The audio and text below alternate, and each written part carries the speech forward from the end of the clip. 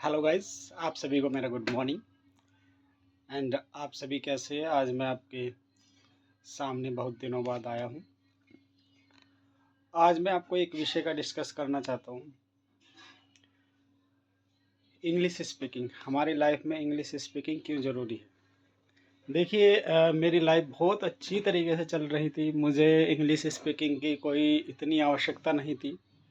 मैं एक travel agency में वर्क करता था, जिसमें मुझे बहुत ही मतलब एक फैमिली को चलाने के लिए सही सैलरी मिल रही थी, अच्छी खासी। कोई इतनी ज़्यादा भी नहीं थी, इतनी कम भी नहीं थी, मतलब सही गुजारा चल रहा था। 2-3 साल से कोई इशू नहीं आया।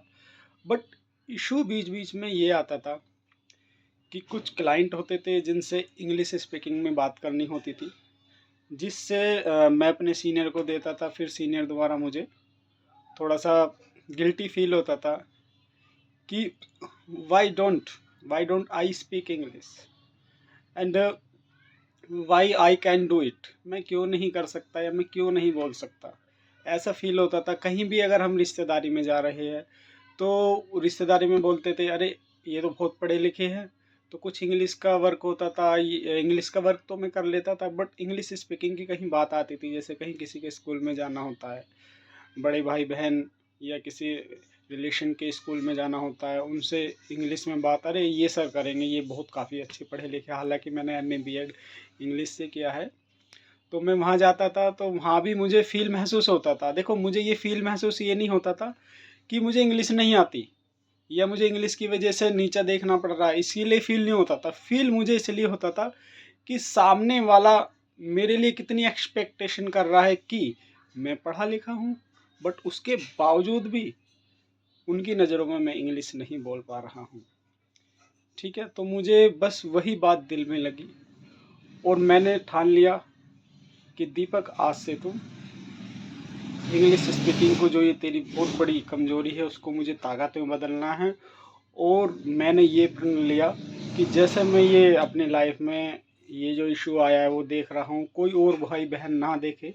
तो इसीलिए मैं अब इस रास्ते पे चला हूँ कि मैं भी अब इंग्लिश स्पीकिंग सीख सकूं और लोगों को सिखा सकूं। बस मैं आपसे यही कामना करता हूं कि बस जिस मोड़ पे आपको चलना है उस मोड़ पे कंटिन्यू चलते रहिए एंड कंसिस्टेंसी करते रहिए, क्योंकि इंग्लिश स्पीकिंग सीखने में आपका 20% लर्निंग होता है और 80% प्रैक्टिस होती है, जो कि वो मैं आपको कराऊंगा।